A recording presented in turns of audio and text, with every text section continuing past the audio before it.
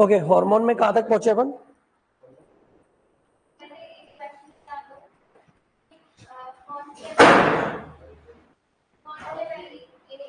Is a lectin? नहीं, answer pigment दिया हुआ है, वो लैक्टिन है।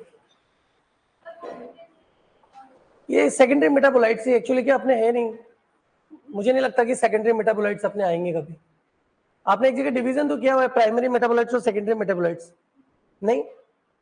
बायोमोलिक्यूलर नोट देना जो पूरे लिखे हैं।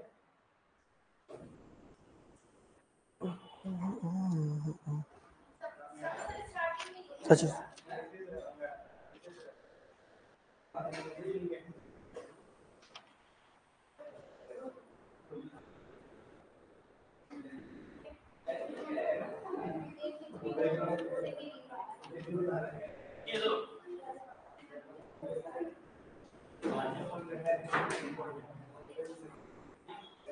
नहीं आपने कुछ नोट नहीं किया हुआ इसमें थोड़ा बहुत? एसिड सॉल्युबल इनसॉल्युबल कहाँ नोट किया है? किसी और के नोट्स दे देना मुझे।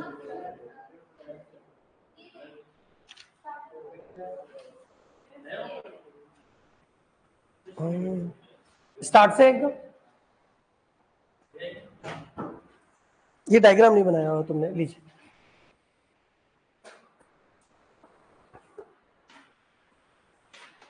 तो lipid soluble, sorry acid soluble और एसिड इनसॉल्युबल को वो नहीं किया हुआ, बस इतना सा, बाकी सब लिखा हुआ। बायोमोलिक्यूल का ये माइक्रो मैक्रो बायोमोलिक्यूल डिवाइडेशन लिखा हुआ है क्या? देखो, टाइप ऑफ प्रोटीन से पहले, नहीं टाइप ऑफ प्रोटीन से पहले, टाइप ऑफ प्रोटीन से पहले मैक्रो बायोमोलिक्यूल लिखा हुआ है ना, ठीक है। ऐसे एक डिवाइडेशन और होता है, फंक्शन के बेसिस पर होता है, जिसमें प्राइमरी मेटाबोलाइट्स और सेकेंडरी मेटाबोलाइट्स होते हैं, है ना? वो क्या अपनी अपने इन बुक्स में नहीं है, फिर भी तुम चाहो तो मैं लिखा दूंगा, कोई प्रॉब्लम नहीं है। ठीक है, लिख लीजिए। है तो बायोमोलिक्यूल का पार्ट एक्चुअली 12th के एनसीईआरटी में दिया हुआ है, अपने एग्जाम्स में कभी आया नहीं क्वेश्चन, पर आ जाएगा ये तो बोलना काफी मुश्किल है ना यार, नहीं आएगा। सैकरिन तो एक मतलब मटेरियल है, वो उसको अपन शुगर नहीं मानते, पर मटेरियल जो स्वीटनर की तरह काम आता है। तो जो भी आर्टिफिशियल कोल्ड ड्रिंक वगैरह आ रही है ना, सब में सैकरिन मिलाते हैं मीठा करने के लिए उससे, तो स्वीटनर है वो, एक आर्टिफिशियल बना हुआ। यस, शुगर केन में कहा? स्टेम? ऑप्शन बताइए उसमें, कॉटेक्स पार्ट में भी होती है। हाँ, वो तो ऑप्शन पे डिपेंड करेगा किसी, कॉटेक्स पार्ट में होती है मेनली। तो शुगर जब अपन स्टेम के अंदर जाते हैं और कॉटेक्स पार्ट होता है ना, तो वहां की सेल्स स्टोर करती है, पेरेन्काइमेटस सेल्स। अब वो ऑप्शन सेल्स के हैं या स्टेम के पार्ट के, हाँ वो तो ऑप्शन पे ही डिपेंड करेगा कि वहां क्या क्या ऑप्शन। अगर कॉटेक्स है तो कॉटेक्स जाएगा, कॉटेक्स नहीं है तो पेरीसाइकिल भी थोड़ा सा कंटेन करता है, पर मेन तो कॉटेक्स करता है।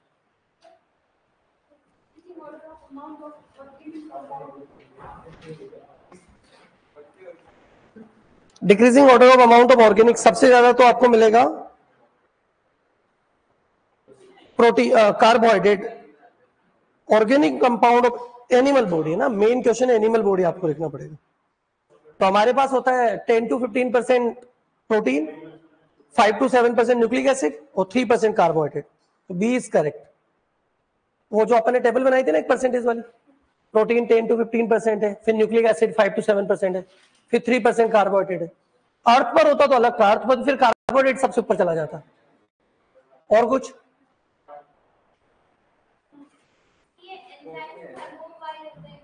थर्मो, मुझे which of the following belong to transferase group? 21. Which of the following is not true? Correct. All enzymes are protein, ये करेक्ट है। ऑल एंजाइम्स आर बायोकैटालिस्ट, ये भी सही है। All enzymes are enzyme, all protein are enzyme, गलत है ये। और all enzymes are thermolabile, thermolabile मतलब है टेम्परेचर पे डिग्रेड हो जाने वाले, तो सही बात है, हो जाते हैं टेम्परेचर पे डिग्रेड। लीजिए, नहीं इसका आंसर थर्ड है, ऑल प्रोटीन आर एंजाइम, ये गलत स्टेटमेंट है। क्या दिया इसका option? All enzymes are protein, ये तो सही है, but all protein are enzyme ये गलत है। ठीक है, और इन्होंने वही पूछा है तो थर्ड आंसर होना चाहिए इसका। अच्छा, वो मैं इसीलिए उस दिन पूछा था कि अगर कोई करेक्शन है तो बता दीजिए। लीजिए, अब तो चेक ही हो गया वो। हाँ, वही रिजल्ट ही आ गया। वो उस समय मंडे को बोल देते ना, मैंने पूछा था क्लास में आके कि कोई करेक्शन है तो बता दो। चलिए, एक वो बायोमोलिक्यूल में वो भी लिख लीजिए अभी कोई क्वेश्चन है। वैसे तो कभी देखा नहीं मैंने, ना तो तुम्हारे इस एग्जाम में ना किसी में, पर ठीक है, एक बार और डिवाइड कर लो, फंक्शन के बेसिस पे डिवाइड कर लो।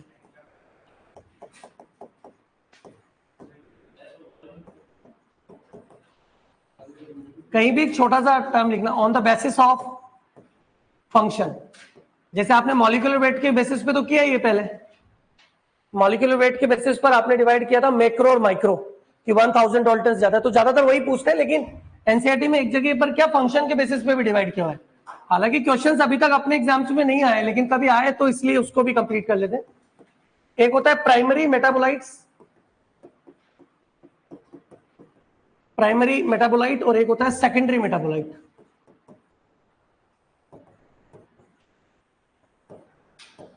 ये फंक्शन के बेसिस पर है, प्राइमरी मेटाबोलाइट्स और सेकेंडरी मेटाबोलाइट्स। ये बायोमोलिक्यूल का ही टाइप है, प्राइमरी और सेकेंडरी।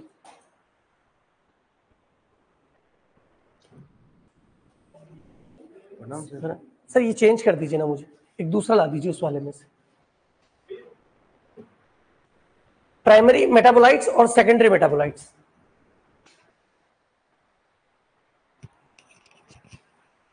टेस्ट सिलेबस नेक्स्ट क्या है?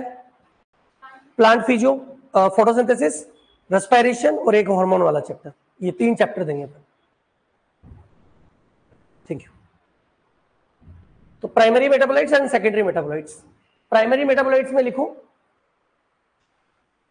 डायरेक्टली इन्वॉल्व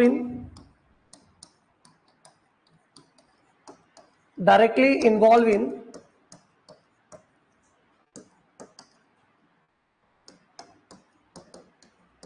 physiological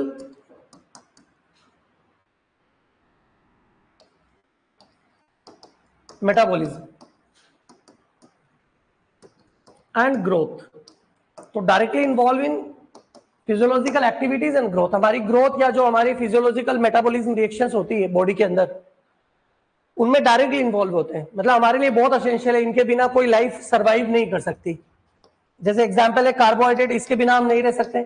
प्रोटीन के बिना हमारी बॉडी का कोई एग्जिस्टेंस नहीं रहेगा। लिपिड हमें चाहिए, एंजाइम हमारी बॉडी में होने चाहिए, न्यूक्लिक एसिड बहुत जरूरी है, डीएनए एंड आरएनए। तो ये सब हमारे लिए बहुत एसेंशियल है, हमारी ग्रोथ में और हमारी फिजियोलॉजिकल मेटाबॉलिज्म में डायरेक्टली इन्वॉल्व है। प्रोटीन एनर्जी दे रहा है, लिपिड बहुत सारे हार्मोन बना रहा है, एंजाइम बना रहा है, हार्मोन बना रहा है। एंजाइम हमारी बॉडी में कैटलिस्ट की तरह बिहेव कर रहे हैं। डीएनए आरएनए के पास जेनेटिक इंफॉर्मेशन है जो प्रोटीन सिंथेसिस करता है। तो ये सब बहुत जरूरी है, इनको हम प्राइमरी मेटाबोलाइट्स बोलते हैं। सेकेंडरी मेटाबोलाइट्स या तो हमारी मेटाबॉलिज्म रिएक्शन में इन्वॉल्व ही नहीं होते, या फिर वो इनडायरेक्टली इन्वॉल्व होते हैं। जैसे एक प्लांट ने ओपियम बनाया, तो ओपियम बनाने के बाद ओपियम क्या कर रहा है? ओपियम क्या उसकी फिजियोलॉजिकल एक्टिविटीज में इन्वॉल्व होता है? आंसर है नहीं। तो फिर ओपियम क्या करता है? उसको ग्रेजिंग एनिमल से बचाता है। जैसे कैलेट्रोपिस है, कैलेट्रोपिस की लीफ के अंदर लेटेक्स होता है जिसके अंदर ग्लाइकोसाइड्स होते हैं। तो ग्रेजिंग एनिमल क्या करते हैं? कैलेट्रोपिस को खाते नहीं है उसके चक्कर में, वो केवल प्रिवेंशन के लिए, वो उसकी लाइफ के लिए जरूरी नहीं है कि अगर लेटेक्स नहीं होता तो उसकी मेटाबॉलिज्म रुक जाएगी, ऐसा नहीं है। जैसे किसी प्लांट ने गोंद बनाया, गम, तो वो गम उसके लिए एसेंशियल नहीं है। वो क्यों बना? अंदर मटेरियल के कॉम्पैक्ट पैक होने से वो मटेरियल गम में बदले और फिर वो बाहर आ गए। तो गम प्लांट के लिए एसेंशियल नहीं है, पर एक्सेसरी है, हेल्प करता है उसकी, एसेंशियल नहीं होता है। तो जो एसेंशियल नहीं हो सब सेकेंडरी मेटाबोलाइट्स है। तो यहां लिख लो indirectly involve in metabolism, indirectly involve in metabolism. और लगा के लिख लो नो रोल इन मेटाबॉलिज्म, और लगा के लिख लो नो रोल इन मेटाबॉलिज्म। या तो कोई रोल ही नहीं है या इनडायरेक्टली इन्वॉल्व है। No role in metabolism. No role in metabolism. तो या तो टेस्ट के अंदर या तो इसमें मेटाबॉलिज्म के अंदर इनका रोल ही नहीं है, अगर है भी तो इनडायरेक्टली, राइट। ठीक है, इसमें बहुत सारे एग्जाम्पल है। जैसे अपन लेते हैं यहां से सबसे पहले पिगमेंट्स। बहुत सारे पिगमेंट ऐसे हैं जो एसेंशियल नहीं है पर एक्सेसरी हेल्प करते हैं, like carotenoid, carotenoids, anthocyanin, right. बहुत सारी ड्रग्स है, जैसे कुरकुमीन है। कुरकुमीन हमें मिलता है हल्दी से, एंटीबायोटिक की तरह बिहेव करता है। या विनब्लास्टिन है, विनब्लास्टिन एंटी कैंसर ड्रग्स है। ये सब प्लांट से मिलते हैं, प्लांट के लिए इंपॉर्टेंट नहीं है लेकिन वैसे उनकी हेल्प करते हैं कुछ ना कोई भी हेल्प लाइफ के सर्वाइविंग में हेल्प करे, चाहे मेटाबॉलिज्म में हेल्प करे। लेक्टिन, लेक्टिन जैसे कॉर्न कैनावेलिन, कॉर्न कैनावेलिन एक लेक्टिन का नाम है, एक मटेरियल है, फ्लूइड से निकलता है। उसके अलावा आप कोई टॉक्सिन भी ले सकते हैं, जैसे एब्रीन, रिसिन, ये सब प्लांट से निकलते हैं। एब्रीन, रिसिन, ठीक है। आप कोई पॉलीमर भी ले सकते हैं, बहुत सारे पॉलीमर होते हैं, जैसे सेलुलोज स्ट्रक्चर बनाता है लेकिन मेटाबॉलिक रिएक्शंस में इन्वॉल्व नहीं है। रबर, गम, ठीक है। उसके अलावा और एग्जाम्पल ले तो एसेंशियल ऑयल भी है, बहुत सारे एसेंशियल ऑयल मिलते हैं आपको प्लांट से, जैसे लेमन ग्रास ऑयल एक एग्जाम्पल है। तो ये प्लांट के लिए इंपॉर्टेंट नहीं लेकिन इंसेक्ट को अट्रैक्ट करता है, लेमन ग्रास ऑयल। बहुत सारे एल्केलॉइड्स भी है, एल्केलॉइड्स जैसे मॉर्फिन, कोडीन, मॉर्फिन, कोडीन। तो ये वो प्लांट प्रोडक्ट है जो एसेंशियल नहीं है पर हेल्पफुल है, चाहे वो इंसेक्ट को अट्रैक्ट करे, चाहे लाइफ सर्वाइव करे, कोई भी काम करे। तो या तो इन्वॉल्व नहीं है, इनडायरेक्टली इन्वॉल्व है, इनको बोलते हैं सेकेंडरी मेटाबोलाइट्स। टेस्ट में प्लांट फिजियो के तीनों चैप्टर आएंगे, फोटोसिंथेसिस, प्लांट रेस्पिरेशन और प्लांट ग्रोथ एंड हार्मोन, जो हमारा चैप्टर चल रहा है।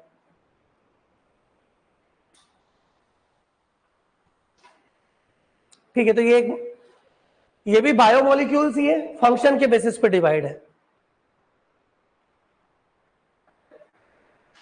ये alkaloids, morphine, codeine, morphine and codeine, CODIN, codeine.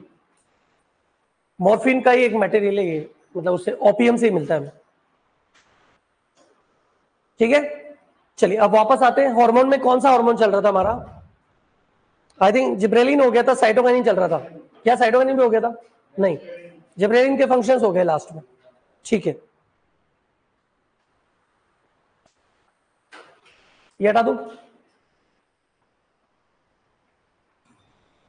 Okay, cytokinin, cytokinin discovered by Miller and Skoog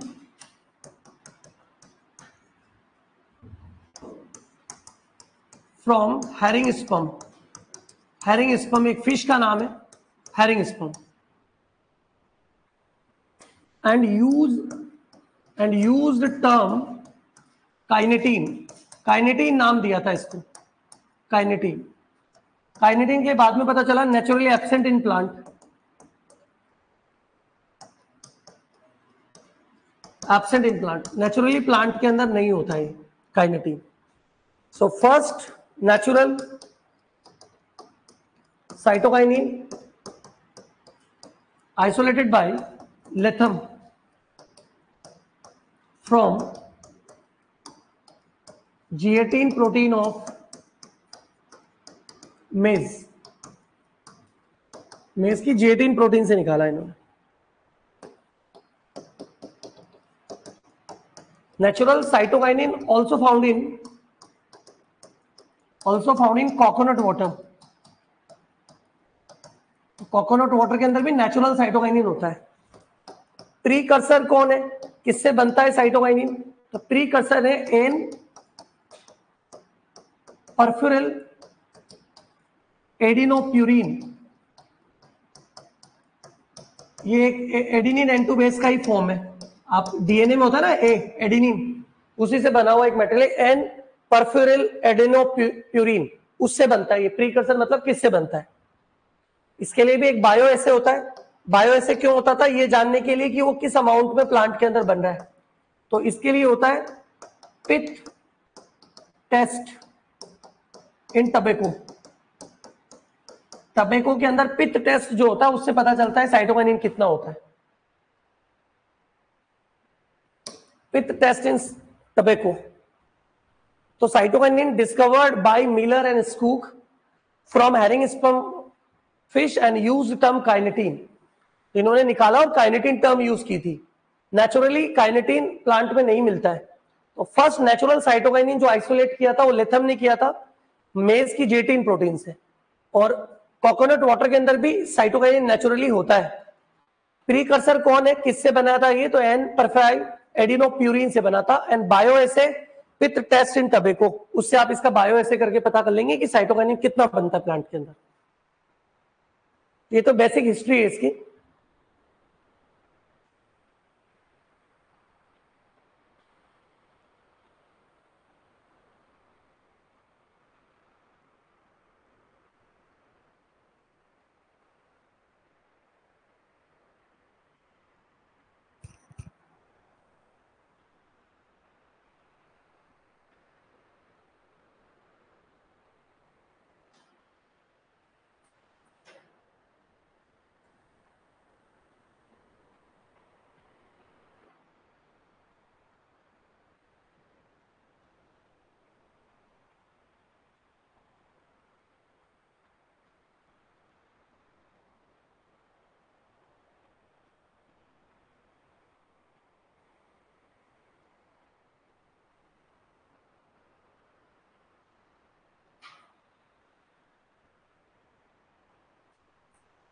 okay, अब फंक्शंस की बात करते हैं इसके। Function of cytokinin, functions. चले आगे। जैसे उनके फंक्शंस थे, इसके भी 7-8 फंक्शन है। एक तो इसका फंक्शन है मॉर्फोजेनेसिस। मॉर्फोजेनेसिस का मतलब होता है ऑर्गन फॉर्मेशन। ये ऑर्गन फॉर्मेशन करता है, जैसे रूट इनिशिएशन को या शूट इनिशिएशन को प्रमोट करता है।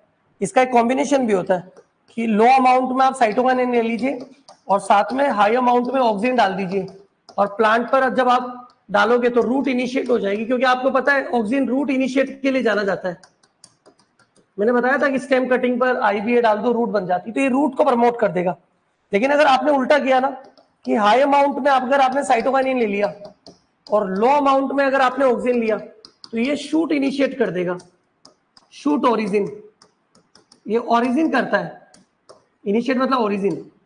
लेकिन अगर मैं बोलूं कि ग्रोथ, तो शूट की ग्रोथ को फिर ऑक्सीजन इंड्यूस करेगा, क्योंकि एपिकल डोमिनेंसी करवाता है। हाँ, ओरिजिन अलग है, ग्रोथ अलग है। शूट ग्रोथ को कौन इंड्यूस करता है, ऑक्सीजन। लेकिन शूट को ओरिजिन में कौन हेल्प करता है, तो आंसर है साइटोकाइनिन।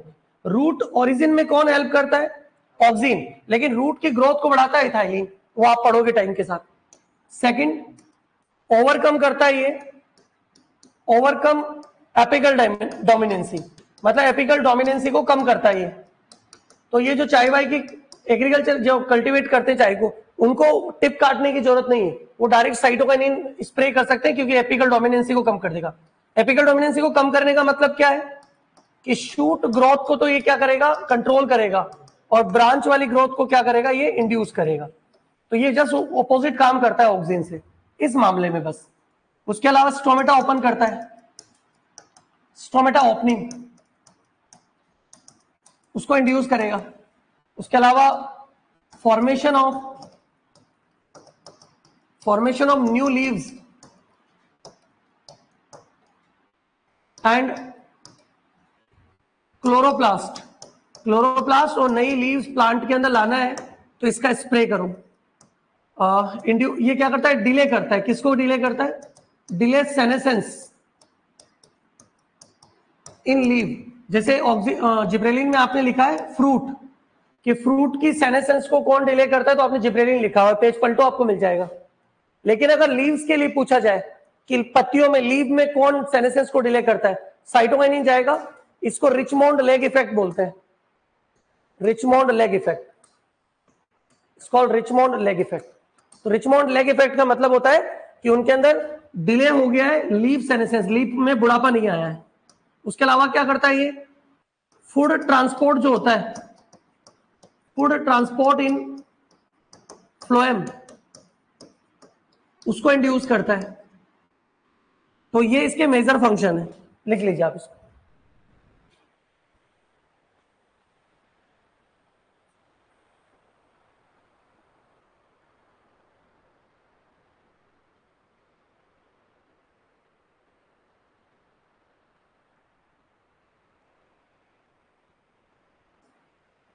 सेल डिवीजन को इंड्यूस करता है, सेल डिवीजन को ऑक्सिन पे इंड्यूस करता था, लेकिन ध्यान रखना मेन है ना साइटोकाइनिन है।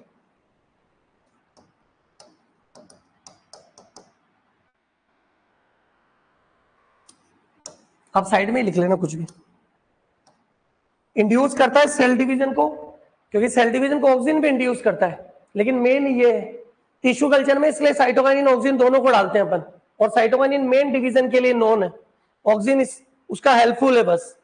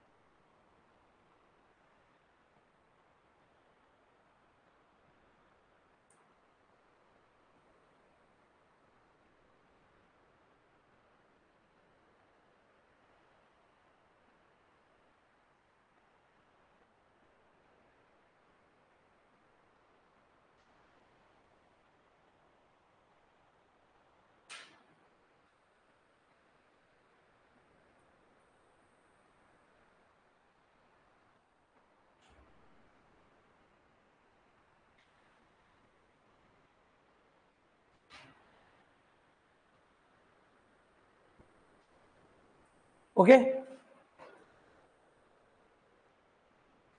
इसके बाद अपने पास है ethylene.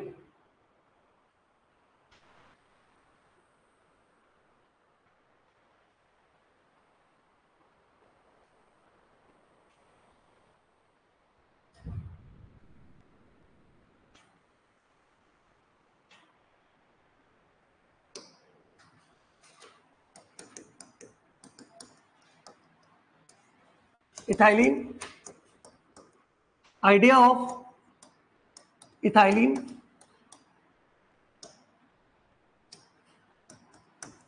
was given by Berg,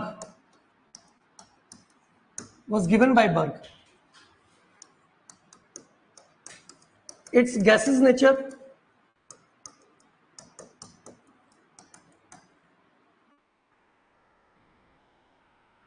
explained by cousin. तो एक साइंटिस्ट थे कजिन, उन्होंने इसकी गैसेस नेचर को बताया था कि ये हार्मोन गैसेस फॉर्म में होता है, लिक्विड फॉर्म में नहीं होता है। ये मुझे नहीं मालूम भाई एमएससी के फॉर्म कब ओपन होंगे, ये तो तुम्हें इंस्टीट्यूट को हेल्पलाइन नंबर पे ही कॉल करके पूछना पड़ेगा। So idea of ethylene was given by Berg, but its gaseous nature explained by Cousin. ये gaseous nature में single hormone है, इसके अलावा कोई हार्मोन ऐसा नहीं है जो गैस नेचर में होता है, ठीक है. It also act as a pollutant. अगर इन्वायरमेंट में इसकी कंसंट्रेशन ज्यादा हो जाए तो इसको पॉल्यूटेंट कंसिडर करते हैं अपन, क्योंकि लीव और फ्रूट के अनराइप कंडीशन में गिरने के लिए रेस्पॉन्सिबल है. सो इसको आपने पॉल्यूटेंट भी माना है. Large amount of ethylene secreted by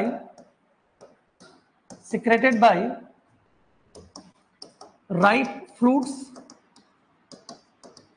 and mature leaf. तो जो मैच्योर लीव्स है, जो फ्रूट राइप हो चुके हैं, वो इसका ज्यादा अमाउंट सिक्रेट करते हैं इथाइलिन का. पके हुए फल और जो पुरानी लीव्स है, पुरानी पत्तियां हैं, वो ऑक्सीन का इथाइलिन का ज्यादा अमाउंट सिक्रेट करते हैं. जैसे ऑक्सीन बनता था टिप ऑफ शूट पर, राइट. अच्छा, साइटोकाइनिन का भी लिख सकते हो. साइटोकाइनिन मेनली सिक्रेट होता है रूट से. साइटोकाइनिन में एक लाइन लिख लो, it mainly secreted by root. Mainly secreted by root. Cytokinin mainly root से सिक्रेट होता है,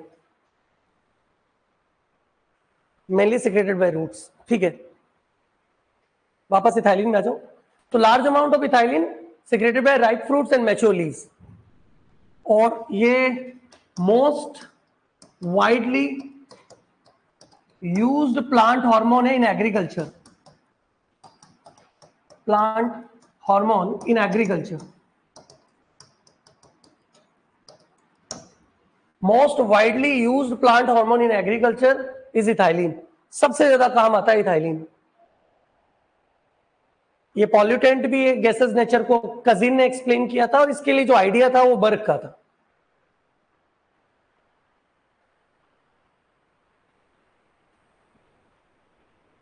ओके, अब इथाइलिन के फंक्शंस पर बात करते हैं.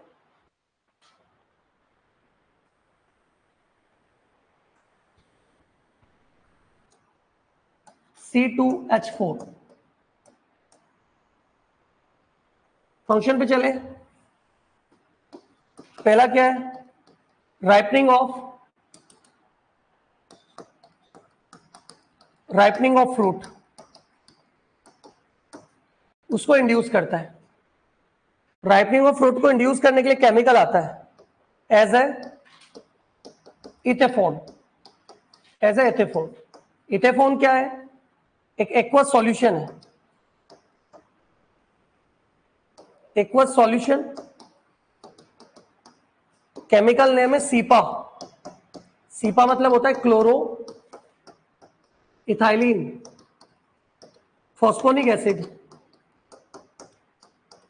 तो ये केमिकल है जो मार्केट में एक्वस फॉर्म में मिलेगा. इसको लाकर स्प्रे करना होता है, इससे इथाइलिन निकलती है. फ्रूट फिर इथाइलिन को अब्सॉर्ब करेगा, उसकी वजह से ये राइप हो जाता है. इथाइलिन ऐसा क्या करता है जिसकी वजह से फ्रूट राइप हो जाते हैं? तो C2H4 I mean ethylene induce respiration rate in fruit is called climactic respiration.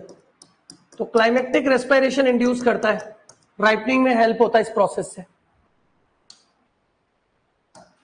और क्या करता है इथाइलिन? तो ब्रेक करता है, ब्रेक डॉर्मेंसी. वैसे तो डॉर्मेंसी ब्रेक करना काम है जिब्रेलिन का, पर ये किसमें करता है? इन पटेटो में डॉर्मेंसी कौन लाता था? Oxygen, exceptionally. And groundnut. तो ग्राउंडनट और पटेटो के अंदर डॉर्मेंसी ब्रेक करता है इथाइलिन. अगर अपन और आगे चले, C2H4 में ट्रिपल रेस्पॉन्स करता है. Triple response on stem. Triple response का मतलब क्या होता है कि 3 काम करता है. ये कौन से 3 काम? ये एक तो एपिकल हुक बनाता है, एपिकल हुक फॉर्मेशन. ये क्या होता है कि जो स्टेम है ना, उसके एपिकल पर ऐसे हुक बना देता है ताकि लेंथ रुक जाए उसकी. ये स्टेम पर ऐसे हुक बना देता है, तो लेंथ रुक जाती है और वो हॉरिजॉन्टल ग्रोथ करने लग जाता है कहीं से भी. इसका मतलब है कि लेंथ को तो रोकता है पर हॉरिजॉन्टल ग्रोथ को बढ़ाता है। इंड्यूस हॉरिजॉन्टल ग्रोथ, तो हॉरिजॉन्टल ग्रोथ को इंड्यूस कर रहा है। और थर्ड, ये विड्थ जो होता है स्टेम की उसको बढ़ाता है, तो स्टेम की विड्थ भी बढ़ा रहा है, उसे मोटा भी कर रहा है, लेंथ नहीं बढ़ने दे रहा है और हॉरिजॉन्टल ग्रोथ को बढ़ा रहा है। तीन एक्शन है, इसको बोलते हैं ट्रिपल रेस्पॉन्स ऑन स्टेम। उसके अलावा क्या करता है, तो ये इंड्यूस करता है, इंड्यूस एब्सिशन। एब्सिशन का मतलब क्या होता है, break down, abscission of leaves and fruit. और आपको पता है रोकता कौन है गिरने से, ऑक्सीजन रोकता है और ये बढ़ाता है। उसके अलावा ये सेनेसेंस को भी इंड्यूस करता है, इंड्यूस सेनेसेंस, बुढ़ापा इंड्यूस करता है किसके अंदर, इन लीव्स एंड फ्रूट। और लीव्स में रोकता कौन है, साइटोकाइनिन, और फ्रूट में कौन रोकता है, जिब्रेलिन। तो फ्रूट में रोकता है जिब्रेलिन, लीव में रोकता है साइटोकाइनिन और ये बढ़ाता है इथाइलिन इनके अंदर। और क्या करता है, ये इंड्यूस करता है, induce growth of root and root hair, root और रूट हेयर की ग्रोथ को इंड्यूस करता है। उसके अलावा फ्लावरिंग इंड्यूस करता है पाइनएप्पल और मैंगो के अंदर। जैसे पाइनएप्पल और लीची के लिए कौन फेमस है, ऑक्सीन। जैसे पाइनएप्पल और मैंगो के लिए फेमस है, वो बाद में लिखा दूंगा, पहले आती है लिख लीजिए, इतने लिख लीजिए काफी, दो एक्स्ट्रा लिखा देंगे, स्पेस नहीं है।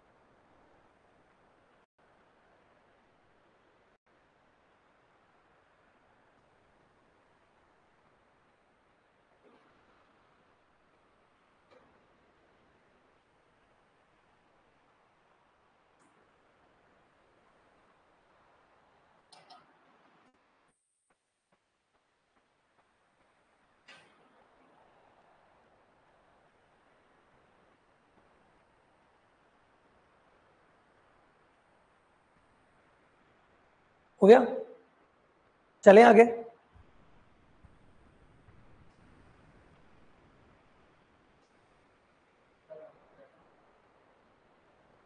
ये ब्रेक डाउन को रोक कराता है, मतलब इंड्यूस करता है लीव्स और फ्रूट के ब्रेक डाउन को, और वो रोकता है ऑक्सीजन। इसके दो फंक्शन और लिख लो इथाइलिन के, induce flowering in pineapple and mango, induce flowering in pineapple and mango.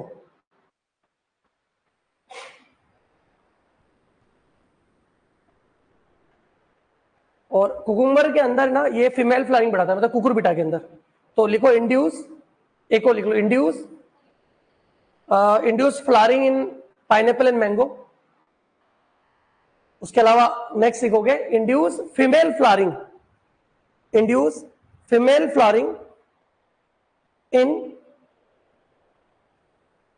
Cucurbita, I mean cucurbitaceae family के अंदर करता है। इंड्यूस फीमेल फ्लावरिंग कुकुरबिटेसी, तो कुकुरबिटेसी के अंदर फीमेल फ्लावरिंग को इंड्यूस करता है इथाइलिन। ठीक है, ये सब फंक्शंस हो गए इथाइलिन की। इथाइलिन का प्रीकर्सर लिखो, अपने शायद प्रीकर्सर नहीं लिखा ऊपर। प्रीकर्सर है methionine, precursor methionine, methionine, this one methionine, इससे बनता है इथाइलिन। इथाइलिन का प्रीकर्सर है मेथियोनिन। ओके, अब एबीए पर चलते हैं अपन। एबीए, एबीए की डिस्कवरी अलग अलग साइंटिस्ट है। जैसे पहले आए थे बेनेट एंड क्लार्क। बेनेट और क्लार्क ने ना अपनी पूरी स्टडी की थी पोटैटो पर, और यहां से एक मटेरियल निकाला जो ग्रोथ को रोकता है। उसको नाम भी इन्होंने बड़ा इजी दिया, इनहिबिटर बी, ऐसा नाम दिया इसको। फिर इन्हीं के पैरेलल काम कर रहे थे दो साइंटिस्ट और, जिनका नाम है एडिकोट एंड ओकुमा। और एडिकोट ओकुमा ने पूरा काम किया था कॉटन पर। उन्होंने भी एक ऐसा इनहिबिटर निकाला ग्रोथ के अगेंस्ट वाला, उसको नाम दिया एब्सिशन। फिर एक साइंटिस्ट और थे रॉबिन्सन, वो काम करते थे बिटुला पर, बेलपत्र जिसको अपन बोलते हैं। और यहां से निकाला इन्होंने एक मटेरियल, उसको नाम दिया डोरमीन। बाद में पता चला कि डोरमीन, एब्सिशन और इनहिबिटर तीनों एक ही मटेरियल है, और इनको मिलाकर नाम दिया गया एबीए, एब्सिसिक एसिड। तो एबीए कुछ इस तरह की डिस्कवरी इसकी लिख लीजिए। तीन अलग अलग साइंटिस्ट के रोल है। सबसे ज्यादा एक्सप्लेन किया एडिकोट ओकुमा, तो उनको क्रेडिट दे दिया था। अदरवाइज इन तीनों ने अपने अपने इस लेवल पे अलग अलग काम किया था इस पर। बाद में पता चला कि तीनों की तीनों एबीए हैं।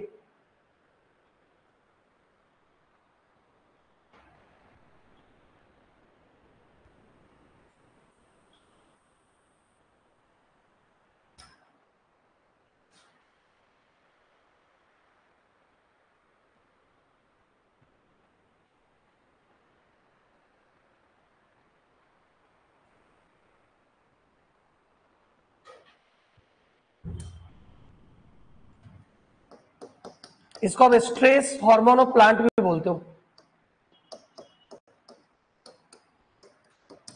ABA also known as stress hormone of plant. Plant की स्ट्रेस कंडीशन में हेल्प करता है, जब प्लांट के पास पानी नहीं होता तब।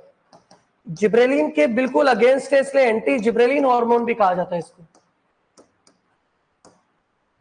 तो ये दो नाम और लिख लेना इसके, stress hormone of plant and anti gibberellin hormone, ये दोनों नाम इसी के, stress hormone of plant and anti gibberellin hormone.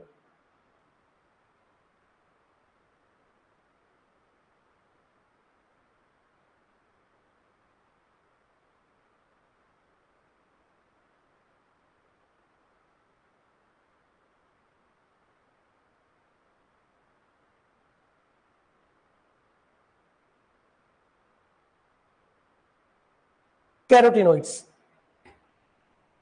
Precursor of ABA, carotenoids.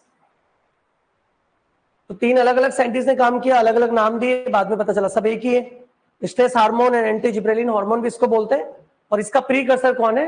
Carotenoids. अब लिखते हैं अपन इसके फंक्शंस। फंक्शन डायरेक्टली लिखो, तीन चार फंक्शन ही बस। पहला मेन फंक्शन, जब वाटर नहीं होता प्लांट के पास तब ये उसको प्रिवेंट करके रखता है, बिना पानी की लिविंग कंडीशन में रखने में हेल्प करता है इसलिए। पहला लिखना first, induce dormancy, induce dormancy in plant seed, induce dormancy in seed. तो सीड के अंदर डोरमेंसी को इंड्यूस करता है, इंड्यूस डोरमेंसी इन सीड। इसका मतलब किसको रोकता है? ये सीड जर्मिनेशन को रोकता है। तो नीचे लिख भी सकते हो, prevent seed germination, prevent seed germination, prevent seed germination. Seed germination को प्रिवेंट करता है, इसलिए अपन बोलते हैं कि डोरमेंसी लाता है। Next, induce closing of stomata, closing of stomata, stoma को बंद करता है ताकि वाटर लॉस ना हो। Induce closing of stomata.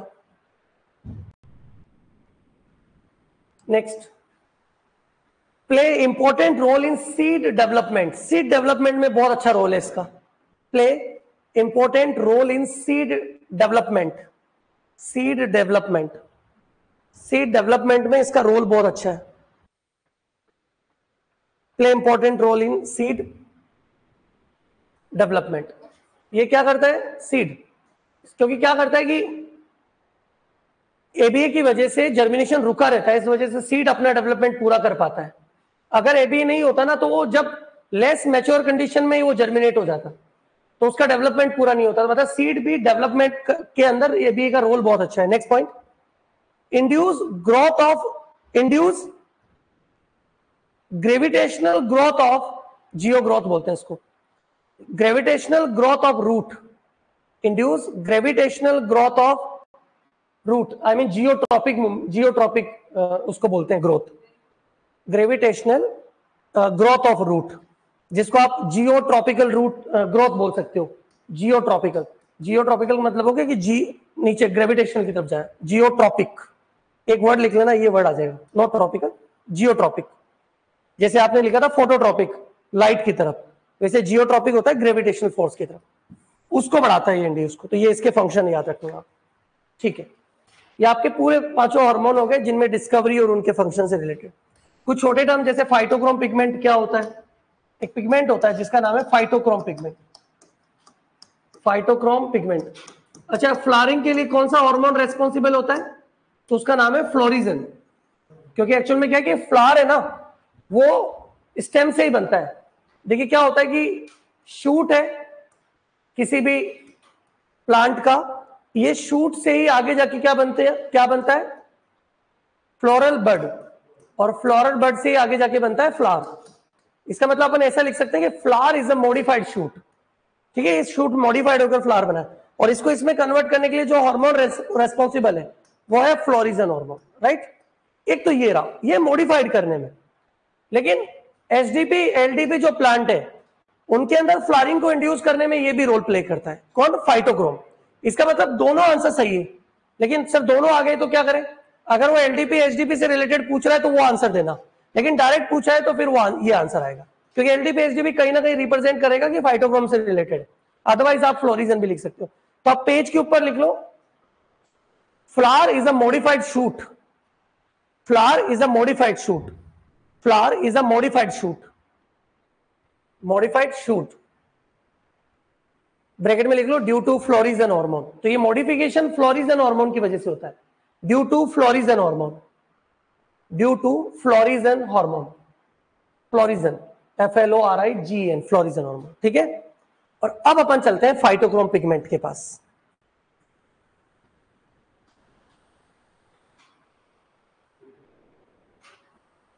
देखिए फाइटोक्रोम पिगमेंट कहां मिलता है?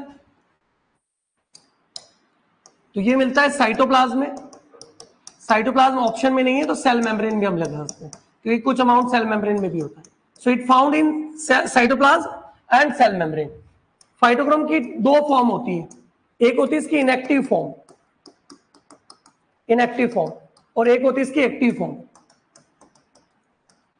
जो इनएक्टिव फॉर्म है उसका नाम है PR, I mean phytochrome red, और एक्टिव फॉर्म का नाम है TFR, I mean phytochrome, phytochrome for red.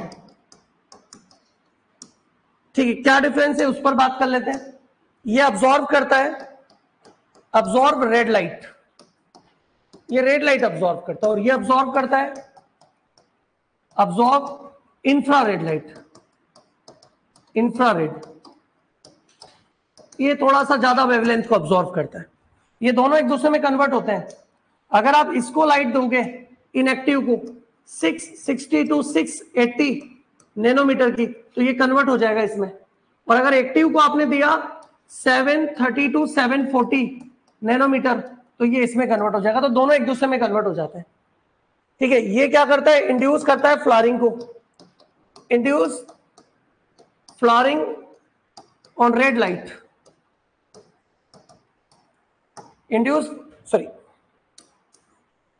induce flowering in HDB, short day plant, और ये फ्लावरिंग को इंड्यूस करता है एलडीपी में, इंड्यूस फ्लावरिंग इन एलडीपी, इंड्यूस फ्लावरिंग इन एलडीपी। तो ये एसडीपी में फ्लावरिंग इंड्यूस करता है, ये एलडीपी में फ्लावरिंग इंड्यूस करता है।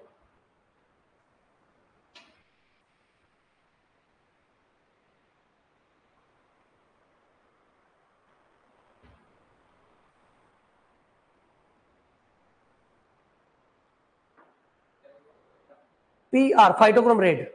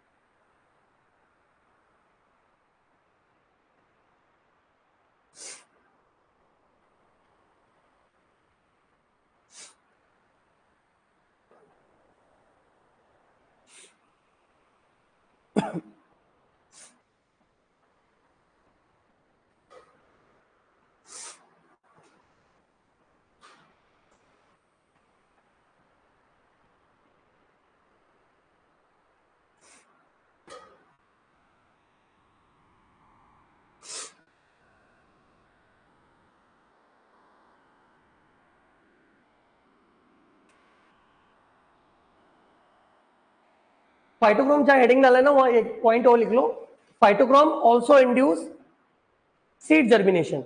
ये सीड जर्मिनेशन को भी इंड्यूस करता है, सीड जर्मिनेशन।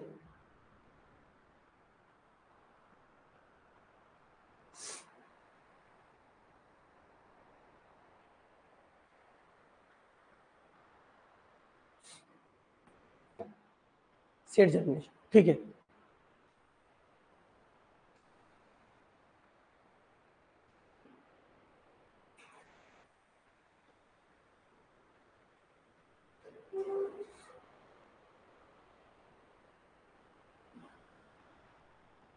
चले आगे। इसके बाद एक वर्नलाइजेशन छोटा सा टॉपिक है, उसको भी देख लो, जिसको जिब्रेलिन रिप्लेस करता है। वर्नलाइजेशन, वर्नलाइजेशन है effect of low temperature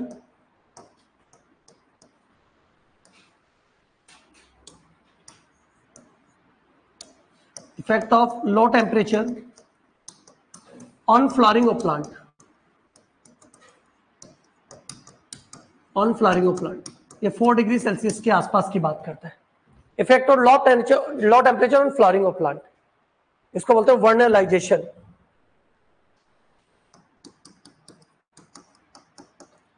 it occur due to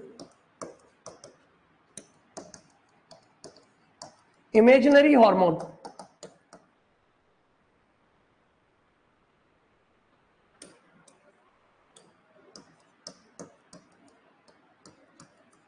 वर्नेलिन। Vernalin को इमेजिनरी इसलिए बोला है क्योंकि इसको अभी तक किसी ने निकाला नहीं है।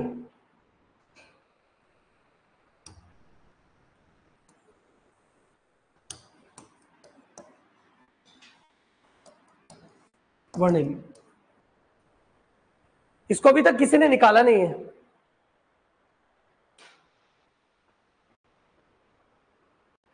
अभी किसी ने देखा नहीं तो उसको इमेजिनरी हार्मोन बोल दिया कि ये बस इमेजिन किया हुआ है कि एक हार्मोन बनता है लो टेम्परेचर की वजह से, उसकी वजह से फ्लावरिंग होती है। ऑब्जर्व किया था इसको, ऑब्जर्व बाय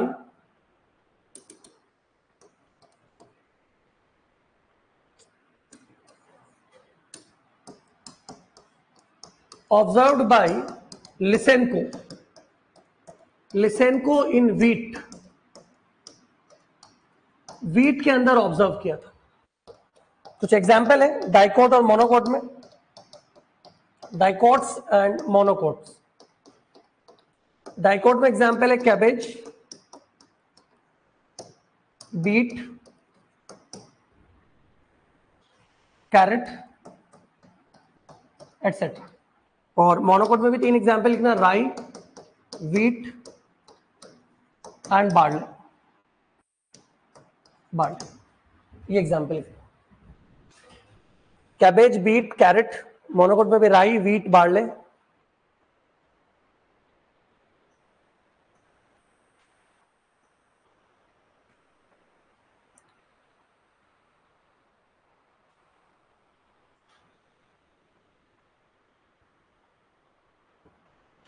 ठीक है, इसके बाद इस चैप्टर में 10 मिनट का और है एक टॉपिक, ग्रोथ। फिर अपन प्लांट वाटर रिलेशनशिप वाले चैप्टर पे चलेंगे। अब हेडिंग डाल के छोड़ दो एक, ग्रोथ। प्लांट में ग्रोथ किस टाइप की होती है वो अपन पढ़ेंगे नेक्स्ट टाइम पे, ग्रोथ।